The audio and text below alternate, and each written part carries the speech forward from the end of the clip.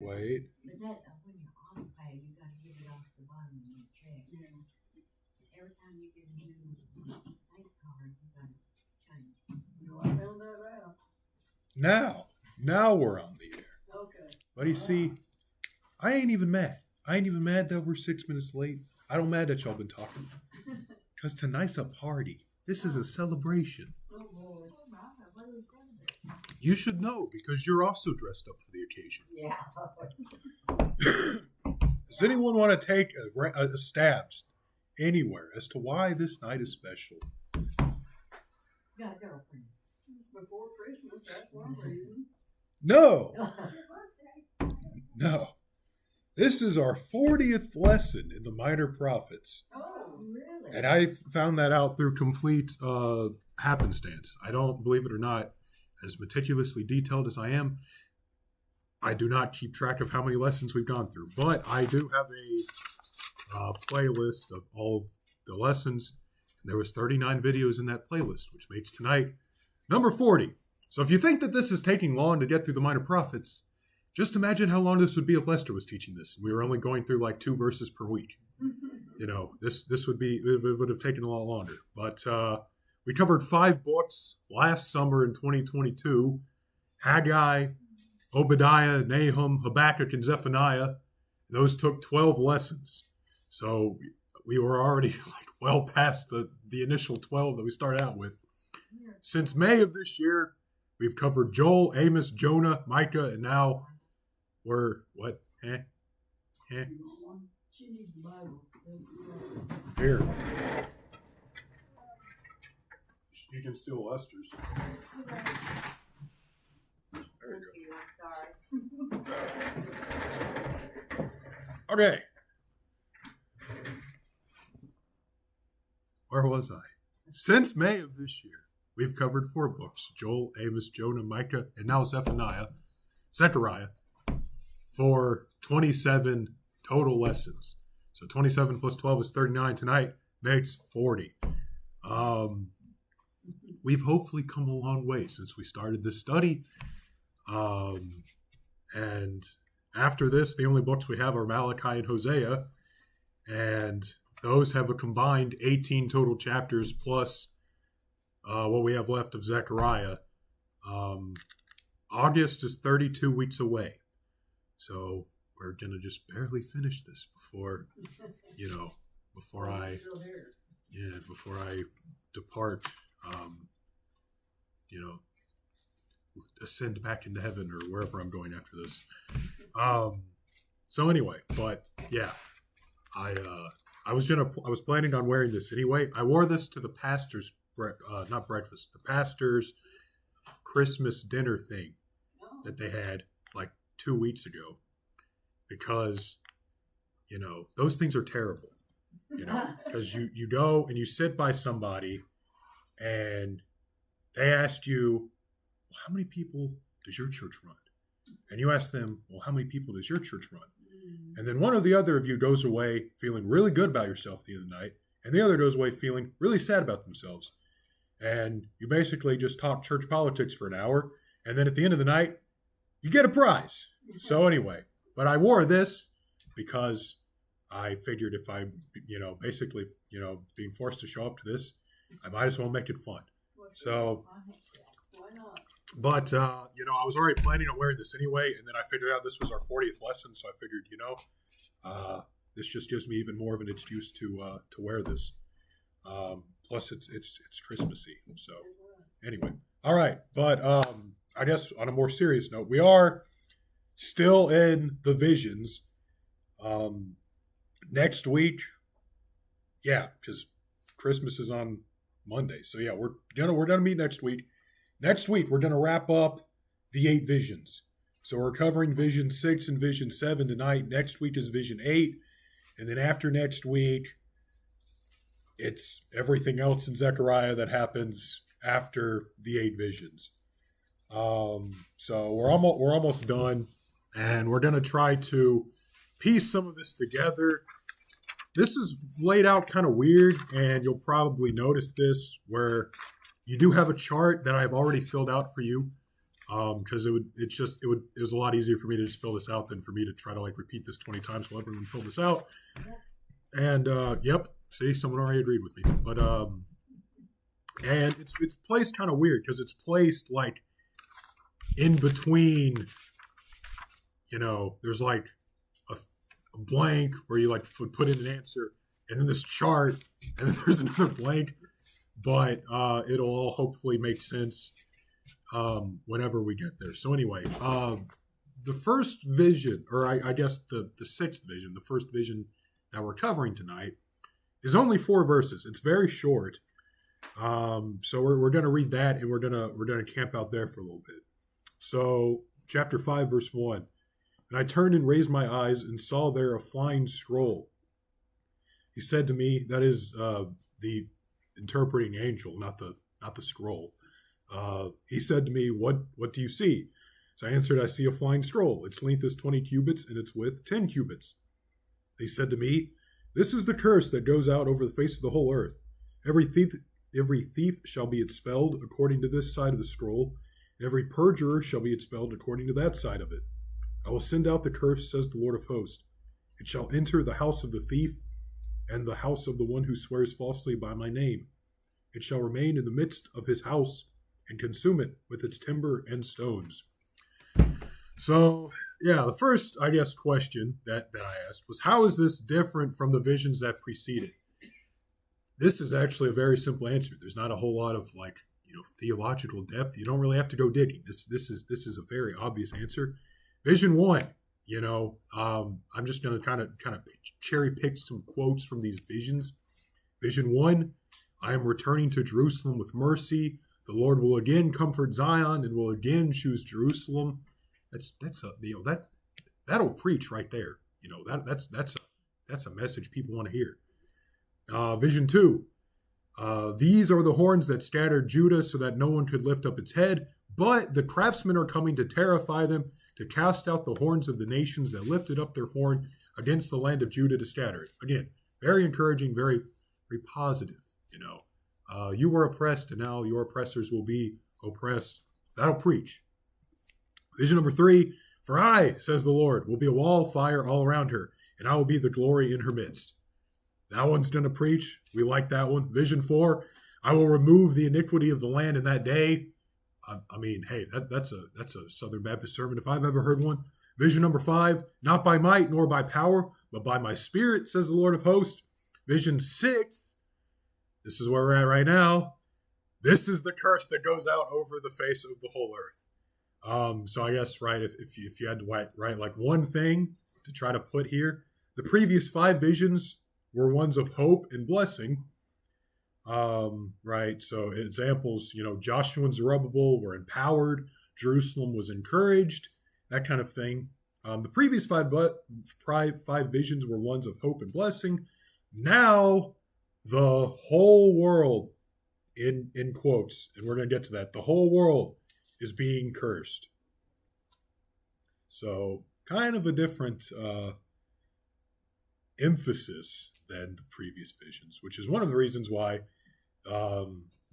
how I formatted, I guess, our study guide for the first 5 visions is like completely different than how I'm formatting it for vision 6 and 7.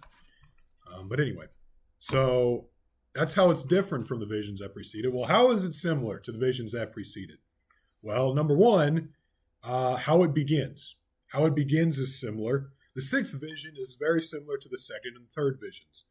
The 2nd vision, the one of the horns, it begins in chapter 1, verse 18. Then I raised my eyes and looked.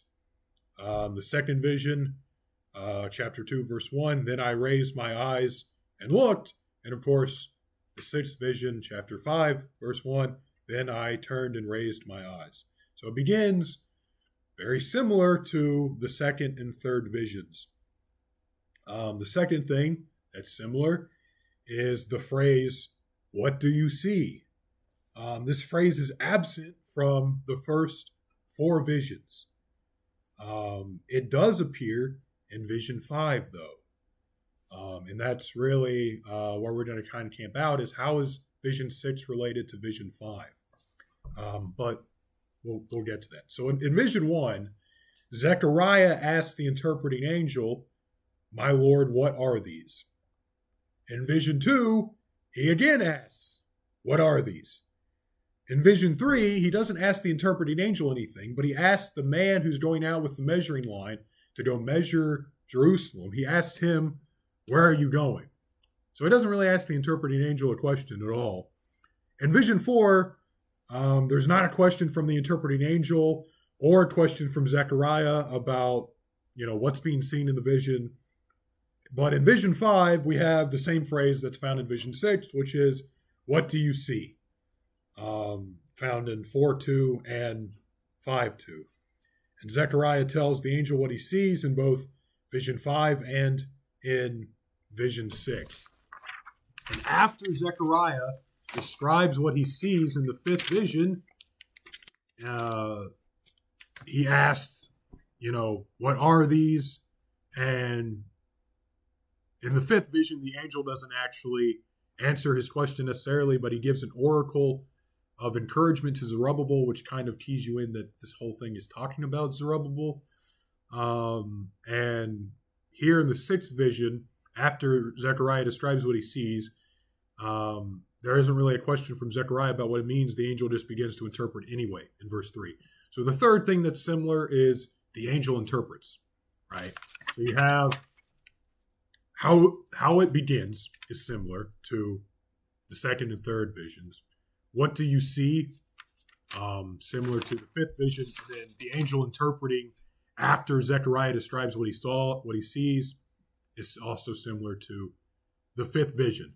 So then, what is the point, right? What is the point that vision 6 closely follows vision 5? Well, for one, and I kind of brought this up like before we got into the visions, so it's been a while. We don't exactly know how these visions are related in the fact of, how should they be organized, or rather, how should they be categorized, right? Which visions are sort of related to the other visions, right? And there's like a whole, dozen different ways that people have tried to categorize these 8 visions, 1, 2, 3, 4, 5, 6, 7, 8, or 1, 4, 8, 2, 3, 5, or, there's 1,000 different ways that people try to categorize this. We don't exactly know how they're related, but everyone agrees that they are related, and we know that they're related. Should we organize them based on their similarities and their differences? Is there any real thematic overlap between the visions that are similar in terms of their structure? Yeah, we don't really know, but obviously these visions are related and all do go together to tell sort of an overarching, overall mostly a word of encouragement about, okay, we have Joshua and Zerubbabel, so we're rebuilding the temple, we're reinstituting temple worship, and sort of hopefully a moral revival that is to come in Judah. So anyway, obviously they are related in some sense. And then the second way, the second idea here of like why do we care about this? Why do we care that Vision 5 or Vision 6 is very closely formatted and structured to Vision 5? Vision 5 was probably like the most abstract vision that we covered, right? And they're all sort of abstract to an extent. Vision 1 is abstract. That's probably like the second most abstract, because Vision 1 deals with these angelic horse riders who are patrolling the earth. They're abstract, right? They're not seen, they're not tangible by people on the earth, but they are on the earth, right? So they're not completely removed from the physical realm that we live in, right? Vision 2 is a little bit more straightforward. The horns represents the people who have oppressed Judah, and the craftsmen are these people who are going to oppress the oppressors, right? Oppress the horns. Obviously, these nations who have oppressed Judah, well, that's not really abstracted from our physical, what we can see. because, or I mean, what they could have seen anyway, because they would have known who the nations were who would have oppressed them. So this is very much something that's happening on the earth. You have Vision 3, and this one's, pretty abstract as well. There's, a guy who's going to go measure Jerusalem, and, he's told there's no need because God himself will be a wall of fire all around Jerusalem. So that one's also pretty abstract because you have basically in the heavenly council this guy who is going down to earth, and before he can get there he's stopped because he's told, well, there's no need because God's going to basically protect Jerusalem. So it's abstract in the sense that obviously the fact that this begins in the heavenly council, sort of the unseen spiritual realm, I mean, that's like abstract from what we can perceive. But also, I mean, he was going down to earth. So that, is what we can see and experience. Vision 4, Joshua is purified for priestly service. That's something that obviously is very much on the earthly, physical level, right? Joshua was a real person. He was living, he was breathing. People would have known who this was. This is something that they can kind of wrap their heads around. Vision 5, like I said, was probably like the most abstract.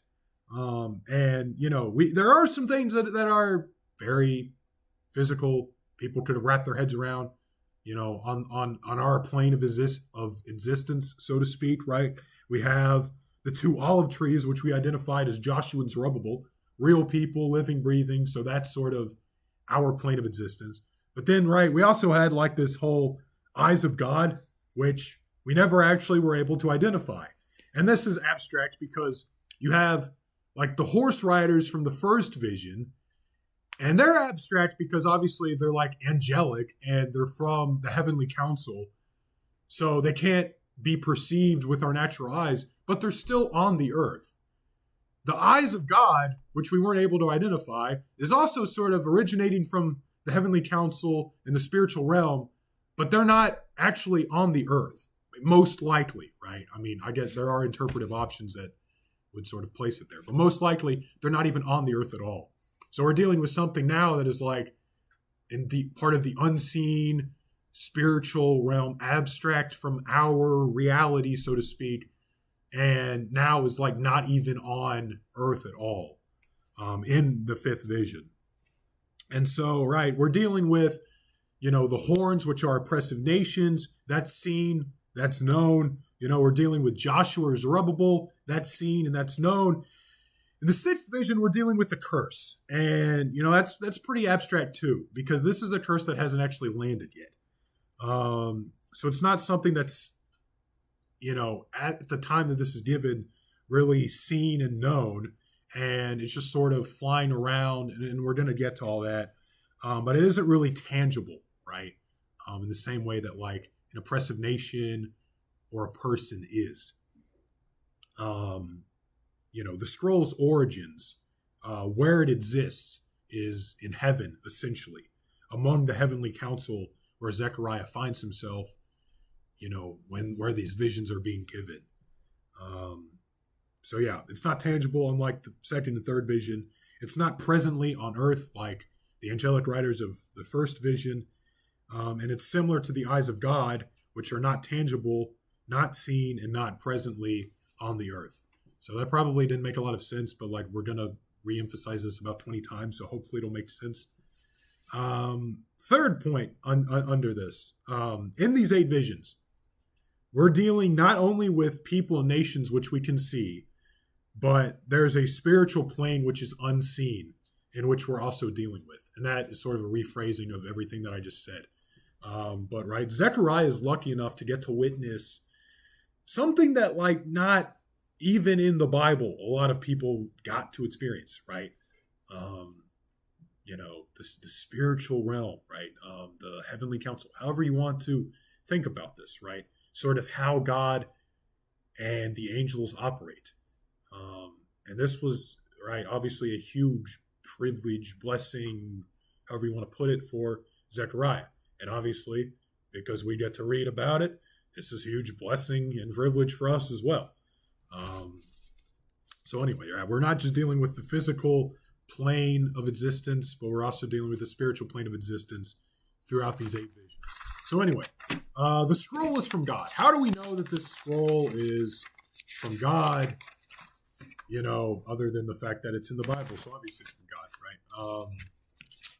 God, right? We're dealing with something unseen in our world. It lies in heaven, waiting. So how do we know that this is actually from God? So, right, first of all, the curse on the scroll is a divine curse or a covenantal curse. So, if you think back to the very beginning of the book of Ezekiel, right, I think this is actually just the entirety of the 2nd chapter of Ezekiel, because I think there's only like 10 verses, but I copy and pasted it, so I'm going to read it anyway. He said to me, "Son of man, stand up on your feet, and I will speak to you." As he spoke to me, the Spirit came into me and raised me to my feet.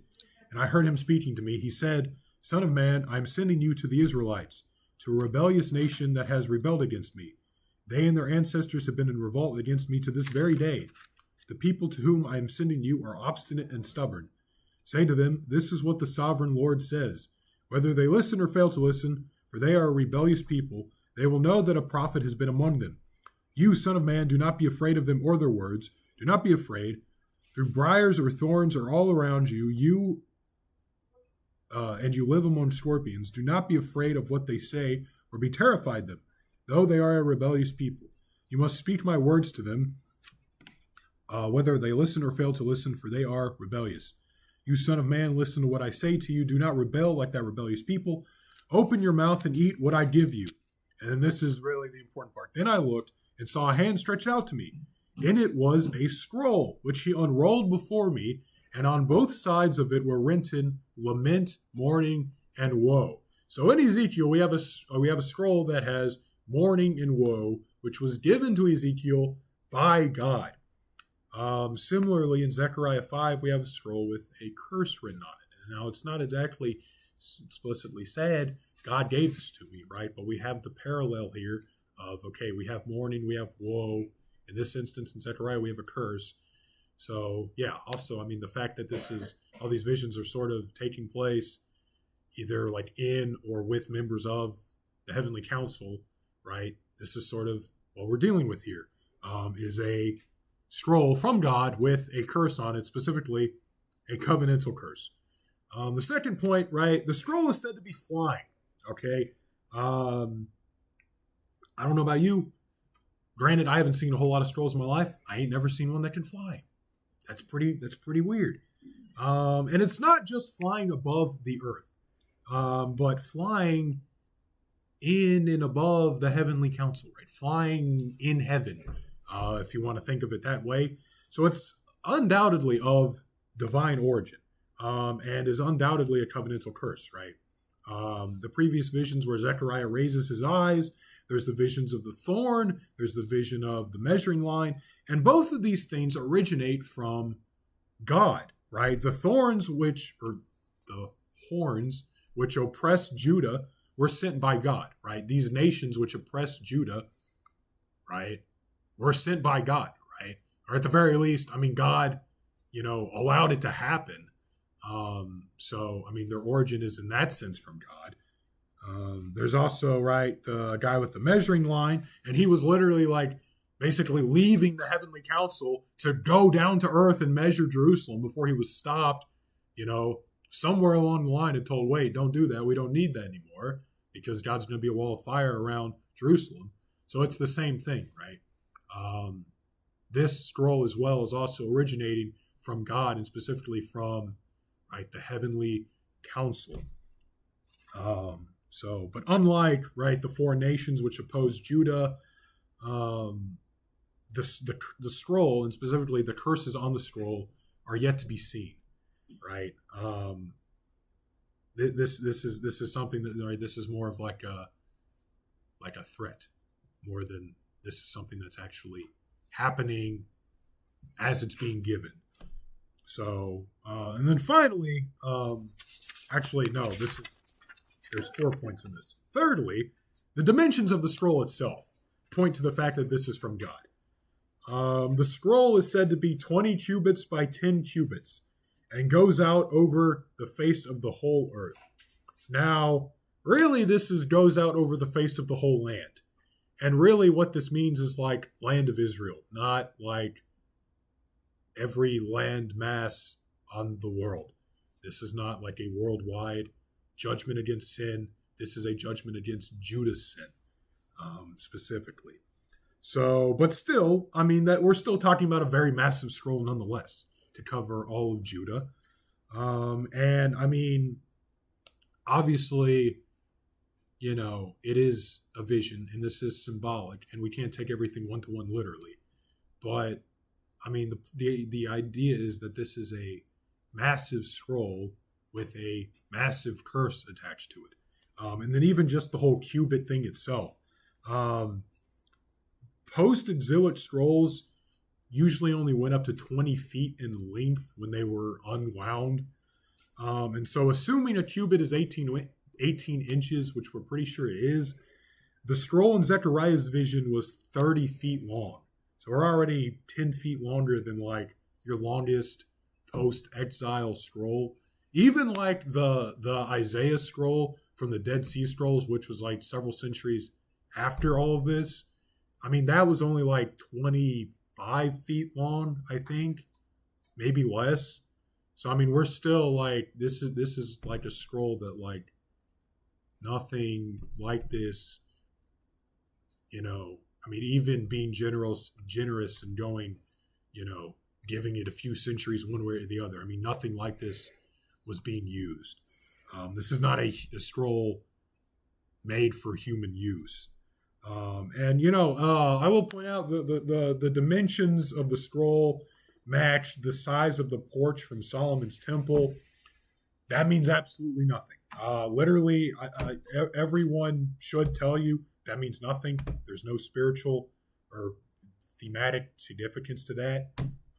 It's just the same numbers. So anyway, yeah. Now we have the chart, which sort of summarizes what we've already talked about. You have the 6 visions laid out, and that's the first column. The second column is what is the introduction of the 6 visions. So you see Vision 6 matches the introductions of Visions 2 and Vision 3. And as we talked about, right, I mean, both of these things, right, the horns, which were the foreign nations, or, right, you know, this man with the measuring line, I mean, both of these were sort of originated from God, from the heavenly council, however you want to put it. So, I mean, there's a little bit of significance there. Really, what we want to focus in on is how is this related to Vision 5, which would be columns 3 over. So, right, column 3, what's the dialogue going on between Zechariah and the interpreting angel? The angel asks Zechariah, "What do you see?" Zechariah then describes what he sees in both Vision 5 and Vision 6, and then afterward the angel interprets the vision. So in Vision 5, he gives an oracle after Zechariah asks, "What are these?" after he describes what he saw in the vision. Vision 6, the angel explains that the scroll is a curse after Zechariah explains or describes what he saw in the vision. Similarly, there's a whole column on, are we talking about something tangible and seen or something intangible? The angelic riders are intangible and they're unseen. However, the next column, they are presently on the earth, or at least they were roaming the earth. So that in a way relates to Vision 6. Vision 2, the horns are simply foreign nations, so that's something known, that's something seen. Vision 3, you have the guy with the measuring rod, so that's not really known, not really something seen or tangible. However, he was headed to Earth, so he wasn't just going to stay put. He was actively on his way down to Jerusalem, so kind of similar. Vision 4 is talking about Joshua. That's not really known or seen. I mean that is known and seen. That's not really unknown or unseen. So not really like Vision 6. Vision 5, we have, Joshua and Zerubbabel are known and they're seen. Like those are the two olive trees. And then you have the eyes of God, which are not known and not seen. And then the current location of these, well, these are likely not on earth at all. So this is how, again, Vision 5 is like Vision 6. As Vision 6 also, you have the scroll, which is unknown, unseen, intangible in the present when this was given, and is also not yet on earth, right? The curses have not yet come. It's just sort of flying around, and then it's going to go out over the earth. And of course, the origin of all of these are either God or the heavenly council, which is God plus, basically. So anyway, that was sort of a helpful way for me, hopefully a helpful way for you to try to organize all of these thoughts. Number 4, right? How do we know that the scroll is from God? The sins that are being punished. So, right, again, sort of confirming that this is from God. Specifically, this is like a covenantal curse. There are 2 sins that are specifically called out here. It's theft and swearing falsely. Swearing falsely by God's name specifically. And in the Old Testament, there were curses that were placed on somebody who stole something. And oftentimes, if that person confessed, they were spared from the judgment of that curse, right? Judges 17, verses 1 and 2, right?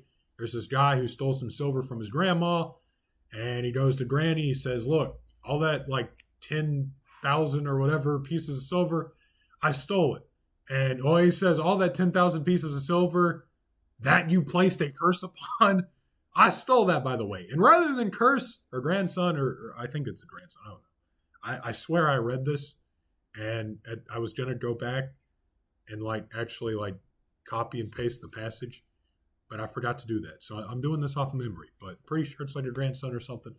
Rather than curse grandson who stole all this, even though we know she already did place a curse upon the person who did it, she says, the Lord bless you instead. So, right, he confessed and he was spared from the judgment of that curse.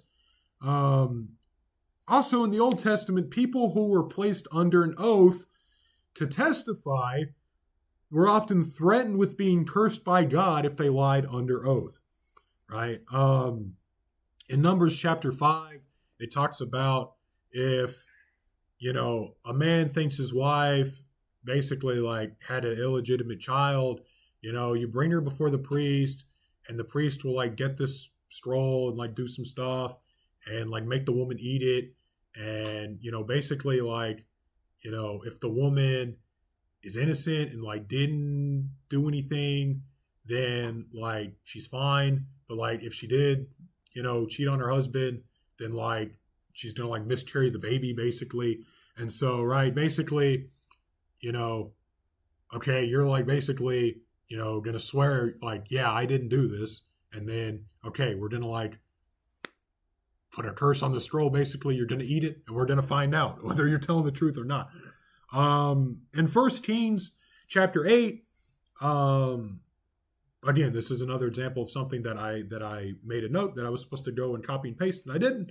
But basically, if you had something against your brother, you would go to the temple, and you would both, basically swear an oath, and it said you would hear from heaven, and basically decide, okay, who's actually telling the truth here? The one who wasn't telling the truth, you would bring on their heads what they have done, right? In other words, right, you would hear from God who's telling the truth and then punish accordingly.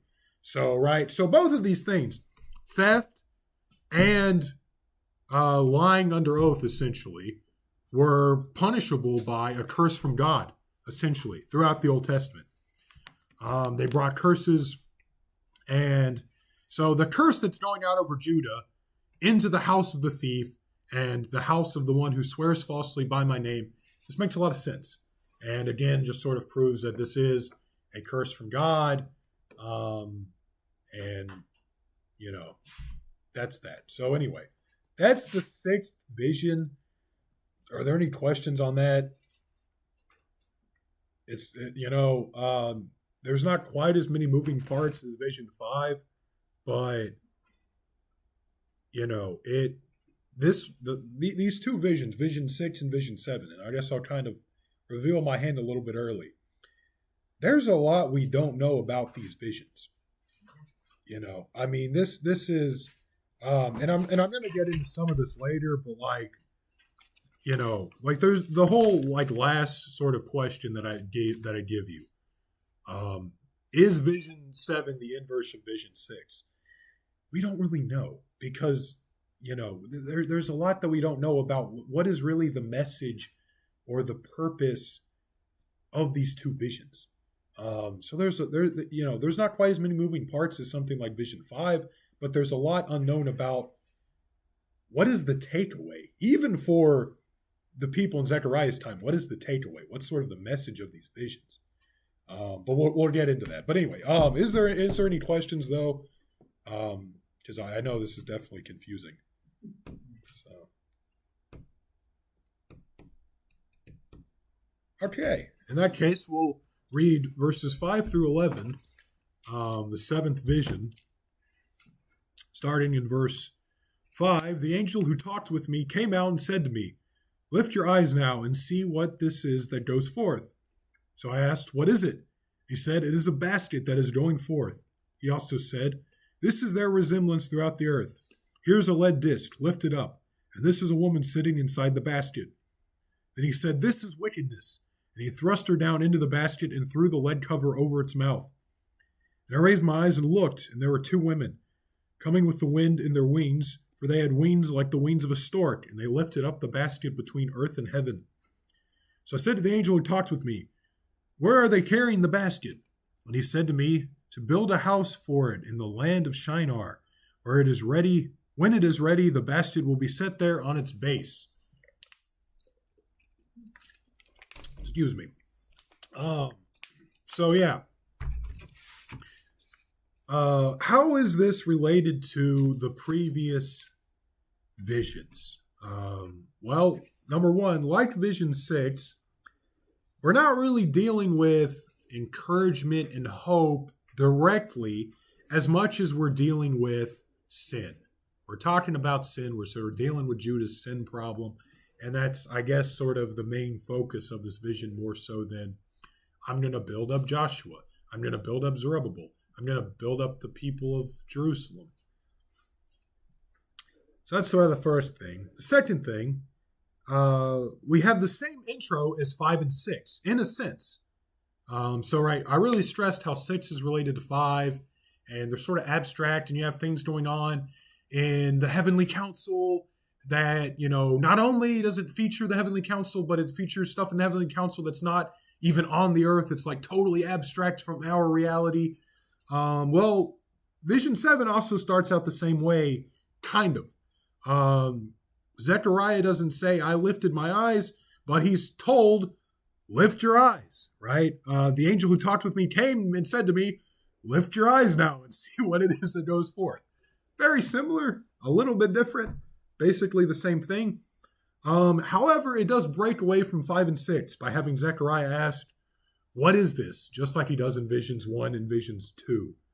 So we're dealing with things that are, or I guess, are we dealing with things that are on earth, right? Like the angelic horse riders were on the earth. Vision 1, Vision 2, the horns, the four nations were on the earth. Are we dealing with that, or are we dealing with things that are not on the earth, right? Vision 6, you have the curse, which is flying around in heaven, the heavenly council, and, right, it's going to go over Israel, it's going to go over Judah, going to go over the land, but we're not quite there yet.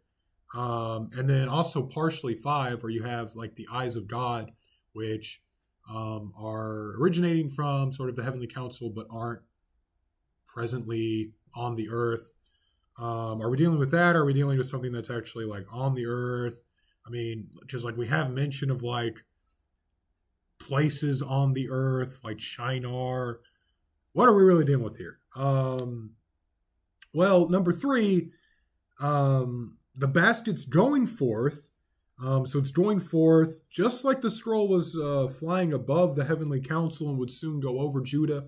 That's kind of like the basket. It's sort of flying above the heavenly council in the sky, something like that. It's not like on the earth right now, right? It's just sort of, it's a basket that is going forth.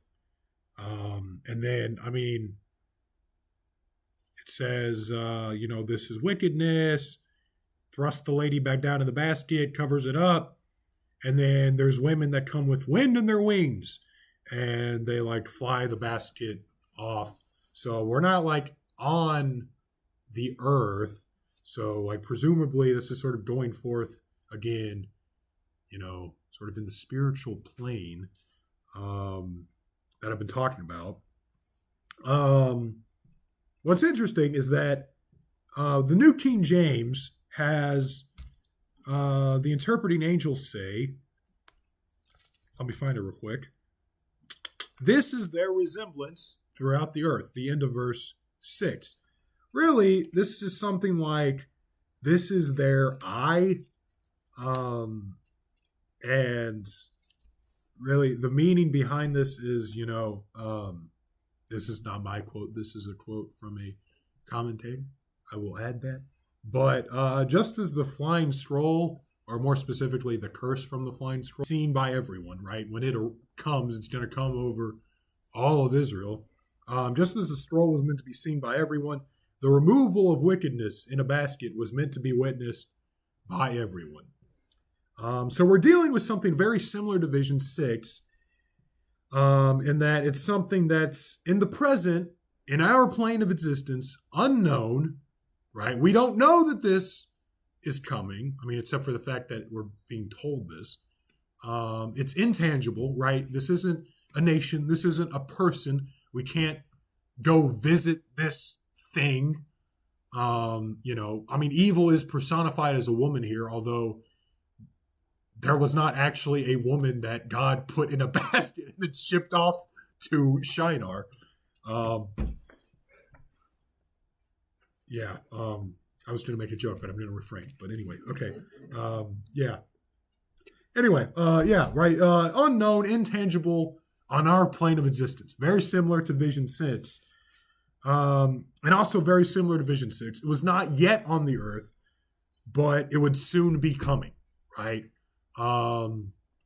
Vision 6, this is the curse that goes out over the whole face of the whole earth. Every thief shall be expelled. Every perjurer shall be expelled. I will send out the curse. It shall enter the house of the thief, the house of the one who swears by my name. It shall remain in the midst of the house and consume it with its timber and stones. So this is something that's coming, but it's not actually happened yet. It's just sort of, the scroll is just sort of flying out above in the heavenlies. Very similar to what's going on in verse 7. This idea of the personification of wickedness being taken away and moved to Shinar hasn't happened yet. So anyway, that's how it's similar to the previous vision specifics. Which then, is this sort of the inverse of Vision 6? And that's the last question. And this is where we don't really have a lot of answers. So, excuse me, I'm sorry, my voice is very dry tonight. Right, like I've said, some of the visions were primarily dealing with things that are already seen on the earth, nations, people, that kind of thing. Some of them were dealing with things and are already on the earth or are making their way to the earth, right? You have the horse riders that are unseen and intangible. We can't touch them. We can't really know them. They're from the heavenly council, but they're actually said to roam the earth. Likewise, you have the guy who's going to measure Jerusalem, and he's somewhere between heaven and earth before he's stopped, called back, hey, don't go. We have some things that originate from the heavenly council and have yet to appear on earth at all, such as the curses and now everything in verse 7. So if Vision 6 is following Vision 5, not only in terms of structure, but also in that some of the things seen in the visions are not on earth at all, And it's like completely abstracted from our plane of existence.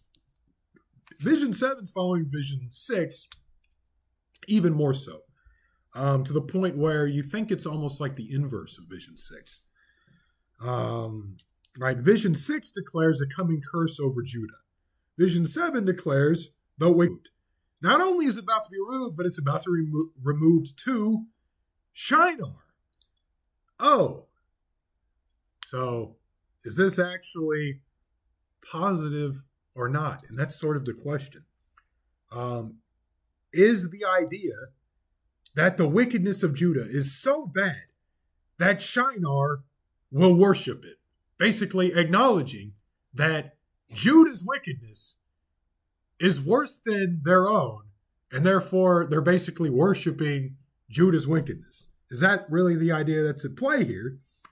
Or is it that the wickedness is just being removed? Similar to how Vision 5, the one called branch, is said to remove iniquity. And so the emphasis then is one of encouragement, right? So let's just start off. What is, or where is Shinar? Yes, it's Babylon. It was an ancient name for Babylon, used in the Old Testament. Kind of died out. No one really used that, but it's used. Don't know why. Doesn't really matter. But that's basically, we're talking about Babylon. The house that's going to be built for the basket. We're likely talking about a temple. It's the same word oftentimes. Temple, house. I mean, not that it necessarily means temple, in the sense that, I mean, the word just means house, but elsewhere in the Old Testament, the word house is used for a temple. Even, I mean, the temple of God sometimes is just, house. The word is just used.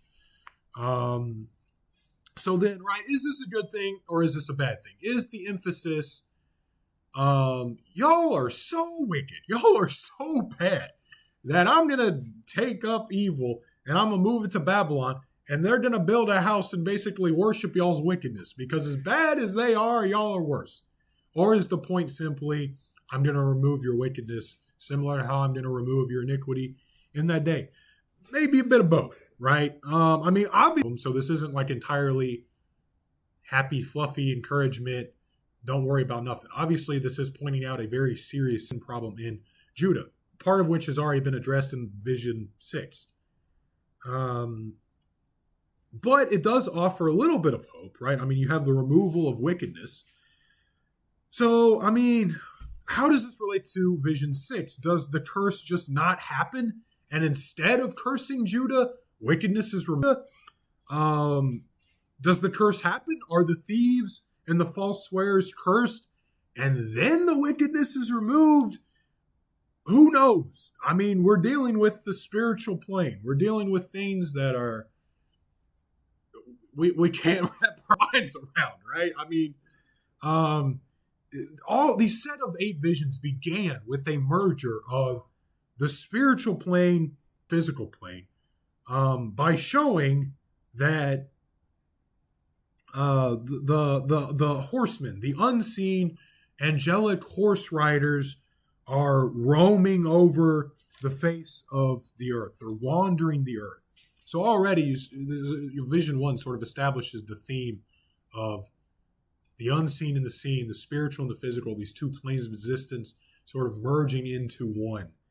Likewise, Vision 3, it merges the spiritual and the physical. You have the man who's leaving what's presumably the heavenly council to go to earth, right? Sort of merging the spiritual plane of existence and the physical plane of existence. Vision 4 merges the spiritual and the physical. You have Satan who are discussing Joshua. So sort of in the heavenly council, you have them discussing a person on the earth, right? And then Joshua is sort of purified for service, symbolically. The spiritual and the physical. You have the eyes of God. Now, I never really got into the eyes of God. I just kept bringing this up as an example of this is something that's in the heavenly council. It's not on earth. It's both unseen, intangible, and also completely abstract from our reality. And this is really where this is important, because what these eyes of God are said to do in Vision 5 is that they rejoice to see the plumb line in the hands of Zerubbabel, right? Vision 4 is all about sort of building up Joshua. You have in the heavenly council, Satan is trying to, the Lord said to Satan, "The Lord rebuke you, Satan. The Lord who has chosen Jerusalem rebuke you. Is this not a brand plucked from the fire?" Joshua is then purified for service and encouraged, right? Vision 5, right? It's all about Zerubbabel. And it said, right, who has despised the day of small things? Verse 10 of chapter 4. These 7 rejoice to see the plumb line in the hand of Zerubbabel. They are the eyes of the Lord which scan to and fro throughout the whole earth. So, right, you have these things which, right, we don't really know what these are. Are these like just 7 people in the heavenly council? We don't really know. And like I said when we covered that, that's not really what's important.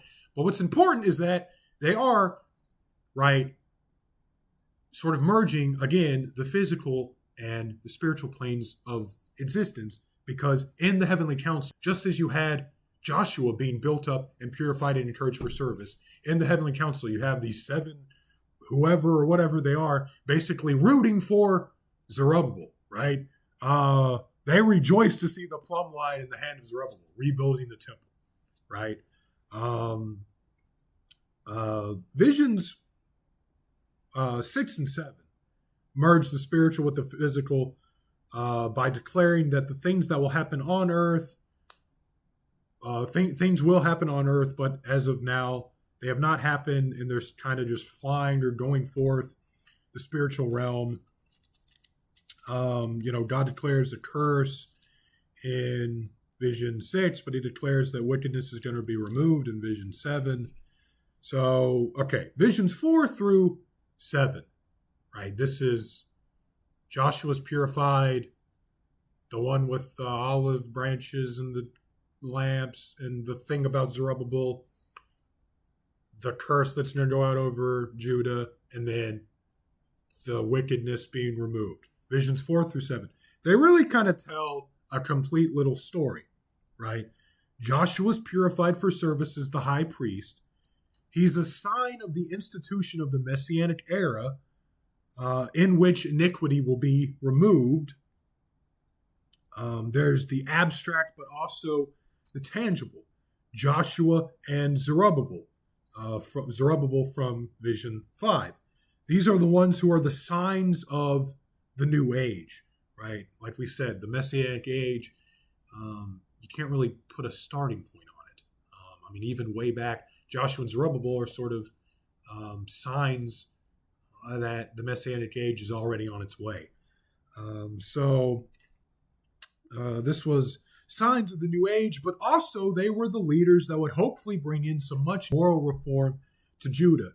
Joshua was symbolically purified by those in the heavenly council, and Zerubbabel had those in the heavenly council who rejoiced to see his work. And what all these visions have in common, once again, is the merger of the spiritual plane with the physical plane, ultimately culminating in the one known as Branch, who we know as Jesus Christ, who will remove iniquity from the land.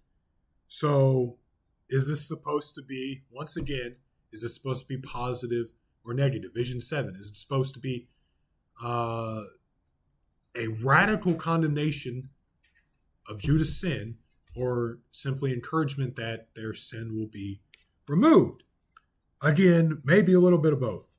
If Branch removes iniquity, like it talks about in Vision 5, well, we know that Branch is Jesus Christ, and we know that he was only able to remove iniquity by basically becoming that iniquity upon himself. Cross is both a positive thing and also a negative thing. It is positive in the sense that our sin is taken away, but it's also a radical condemnation of our sin, right? Is both a blessing and a condemnation in a sense. Similarly, wickedness personified in Vision 7 is carried away. This is both a blessing and a condemnation, right? It is a blessing that wickedness is being taken away. It's also probably a little bit of a condemnation that they said it was going to be taken away to Babylon. They had just lived in Babylon. They had lived among all of the wickedness, idolatry, paganism, moral laxity of Babylon. They had witnessed this for decades. And, right about the time they get home and get their bags unpacked, now, you're listening to Zephaniah as he's telling this and saying, well, y'all are wicked. And, symbolically, of course, your wickedness is going to get packed up and it's going to get shipped to Babylon. And they're going to build a house for it and basically worship it, right? Obviously in the sense that, wickedness is taken away. That's good. But also it's a little bit of a condemnation of how bad Judah is. Right. We don't really know what the message of these two visions are. Is it a message of encouragement, a message of condemnation? Probably a little bit of both. Some other things. Who are the women who carry away the wickedness? We don't know. It doesn't matter. It's probably just because wickedness is a feminine word in Hebrew. So the personification of wickedness would also be feminine, probably. Again, doesn't really matter. What matters is, once again, the spiritual and the physical are overlapping. The Messianic age is already, in a sense, beginning, right? And we, through Zechariah, are getting to peek at what the heavenly council is like and how it operates. You have things from the heavenly council that are sent to earth, but not on earth. You have things that from the heavenly council that are sent from earth and are roaming the earth. You have things from the heavenly council that encourage and build up or root for things on the earth, but are not they themselves on the earth. You have things from the heavenly council that are sort of swirling about in the sky, flying around, and are going to come to earth, but aren't on earth yet. And all these visions deal with basically the merger of our plane of existence and the unseen spiritual plane of existence. And ultimately, right, like we said, all these, from a timeline perspective, all of these sort of culminate, right, with the coming of the branch, right?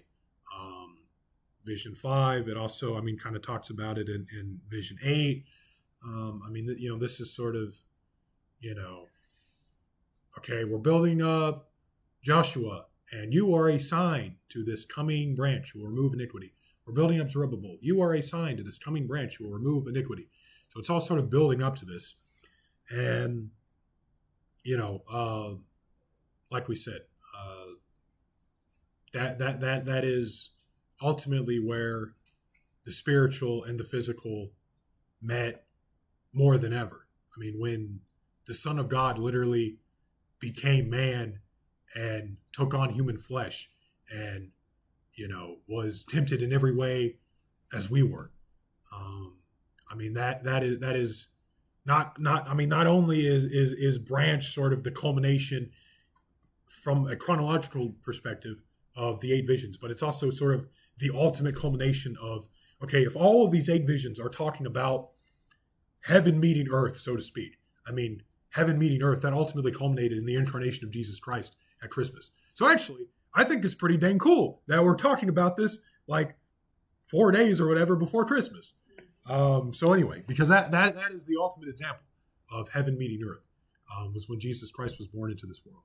So anyway, that's Vision 7.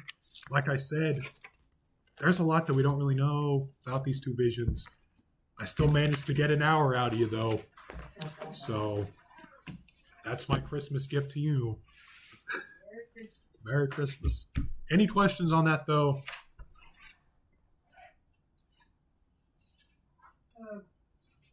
My version talking about the basket calls it a measuring basket. Mm-hmm. Yeah, mine referred to that. Yeah, there's... It's in here somewhere. There's a word for it. I forget what it is. I don't know that there's necessarily any significance in the type of basket that it is. What's interesting is that specific, I forget what the word is, that specific type of basket, like the measuring basket that you're talking about, the average dimensions of that could not hold a human woman, an adult woman. So It was more like a gallon or less. yeah, I mean, I don't remember what the actual dimensions were, but yeah, I mean, it clearly couldn't have held an adult woman. So again, this does go to show you, I guess, don't read too literally into these visions because they are just visions after all. So anyway, but yeah.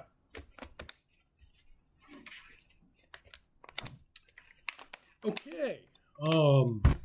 I did not think to ask Lester about this, but I'm gonna just really pray that there's a prayer list here, and there is.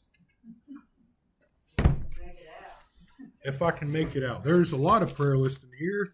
That was marked out. Okay.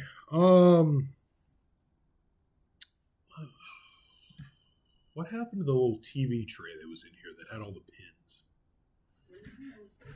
I will go. I'll be right back. I need to borrow. Pretty soon, yes, we're still on. Pretty soon, I'm gonna read about James Floyd. Okay. I guess I'll just sort of read these out. Wow, this is probably old. This is probably old because the reason I know this is because you're on here, but you're doing good as far as I know. Yes. So yeah, it's a miracle. Her shoulder's been healed. Well, I mean, it was in his Bible, so I don't want to. Okay, well, the next one. I mean, you have this one, which is pretty long. You have these, which are shorter. So, okay. So this one has Kathy Klieg. And she is doing fairly well, Okay. getting up and around more and more. Okay, this list is from November, so this is more recent. Yeah. Yeah, he probably has the new one with. Okay. Does someone have the list open? Would that be an easier way to do this? We've come pretty close, didn't we? Yeah. We'll get to read what you have. Well, let's see. Praise the Taylor O'Connor song. And I don't know. Elijah Taylor has been coming. I don't know who he is. Does anybody else know? Who is it? Oh, is that the boy from No, he's 20 the years school? old. That's Jack's Crab is the young boy that's got. Yeah, I saw that on Facebook where he had to go back to Memphis. Yeah. He was home, but had to go back to Memphis.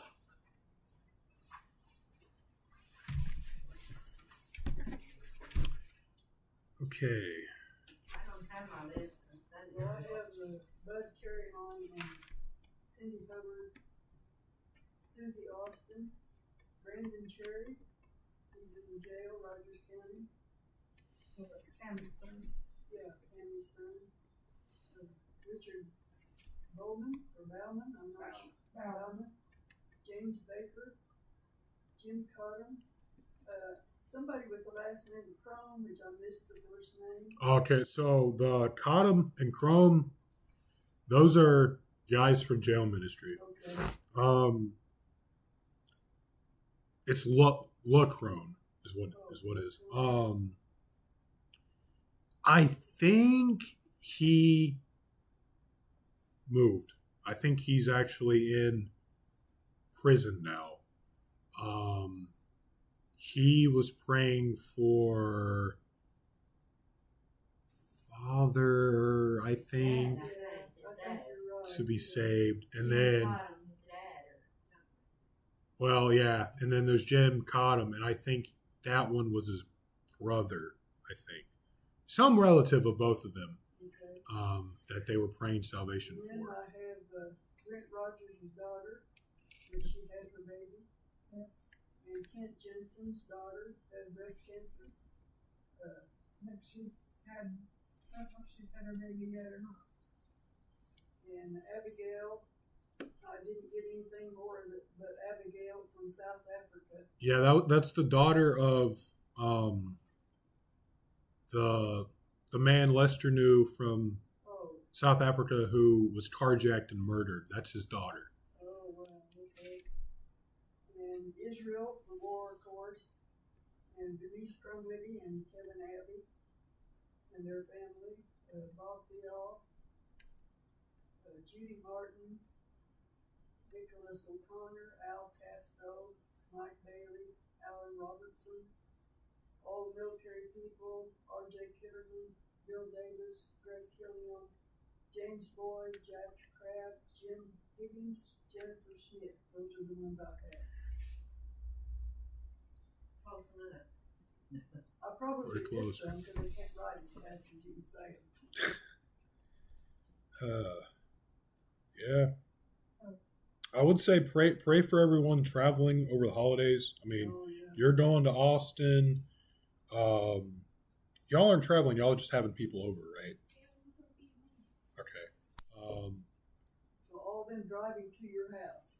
There was someone else that wasn't going to be here that was going to be gone, but I forgot who it was. I don't remember. Anyway, there are people that travel, so just pray for that. We need to add Jason Hoagland, Hougla. He and his wife Ricky are members of Faith Baptist, and he had a stroke Monday morning. They took him to the hospital Tuesday, and now he's having issues with his equilibrium and his vision. He gets dizzy when he stands up. Mm. We're still diagnosing him, I guess. Mm. His first name. Jason, Jason. They're a young couple in their 50s. Really? Mm. Yeah. It's bad.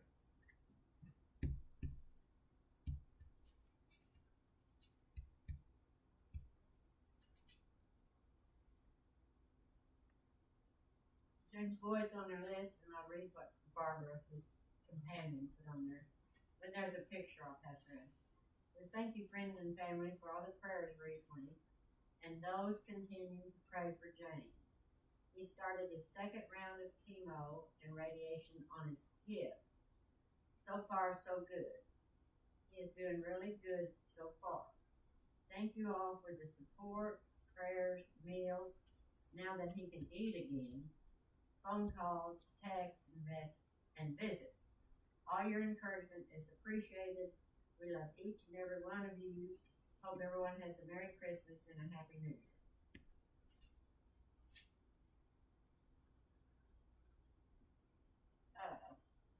Marcia knows him. Anyway, they changed chemo on him. I know by looks, but I know. He was a key man around here for years. Yeah.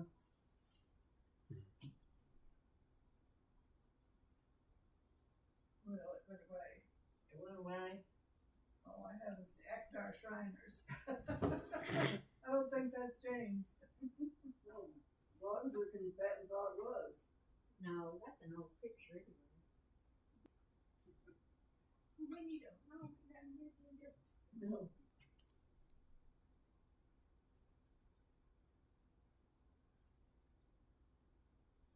I don't agree with some of the things the Akdar Shriners do, but they sure do some good things too. Yes, they do. And I had my brother's oldest daughter. She grew up in that hospital. They took care of everything. It was such a blessing.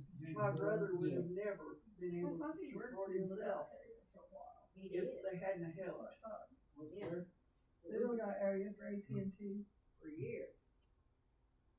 Yeah, he's lost a little weight, of course, he's bald headed. Well, let me see the right picture of him then. Now the guy in the beard was not him. Oh, yeah, okay. Yeah, I thought it was the other guy. Okay, thank you.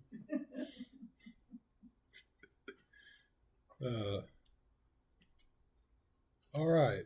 Anything else that we need to think about? Won't be here Sunday. We have our Christmas Eve during the day.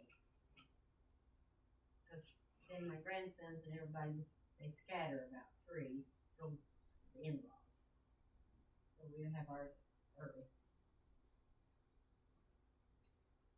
So where are we? So pray for Judy's soul because she won't be at church. We'll be here for Sunday school and have to leave. Pray for all of Judy's soul and half of Larry and Diane's soul. Yeah. Because I had lunch with my quilting friends. Kay Odell, I don't know if you know her, but she gave us a picture, and it's black and white and all this, and you're supposed to be able to see Jesus' face. Oh, You know, one of them type of things. I still can't. Betty O'Donnell and I could not see it. And one of the quilters saw his face right off. You know how they do that. yeah. That one you have to kind of stare at. Yes. Yeah. And all this. Well, We found a kitty cat. If you really want your mind to be blown, Google the holy tortilla. Anyway. Do any of y'all even know what I'm talking about? No. Yes, it's supposedly a picture of Jesus Christ on a tortilla. On a isn't it? tortilla. Oh. Anyway, I didn't mean to get into that. Are we off there? No. I'll pray and then we'll be off the air. And you can make whatever sacrilegious tortilla jokes you would like. All right. Heavenly Father, thank you for this opportunity to just come into your house and gather and read your word, for the chance to have your word, and to have so many opportunities to read it and to read it freely and openly, and we thank you for that opportunity, God. All these people that we've named, and even the ones that we missed, God. Some of them we even said we don't exactly know who they are or what they're going through, but you do, and we take comfort in that, and we take encouragement in the fact that you know all of us and you know all of our needs, and you alone can meet all of our needs. So we place all of our concerns at your feet, and we just ask that your will would be done, and that you would help us to live for you, and to stay faithful, even though there are things that we don't understand or that maybe we don't like, but we trust you anyway. God, just give us a good rest of the week and a good weekend. Thank you for Christmas coming up and what that means, and that you did send your son to become a man, live among us, and ultimately to die for us. And we thank you for that. We love you and we ask us in Jesus' name.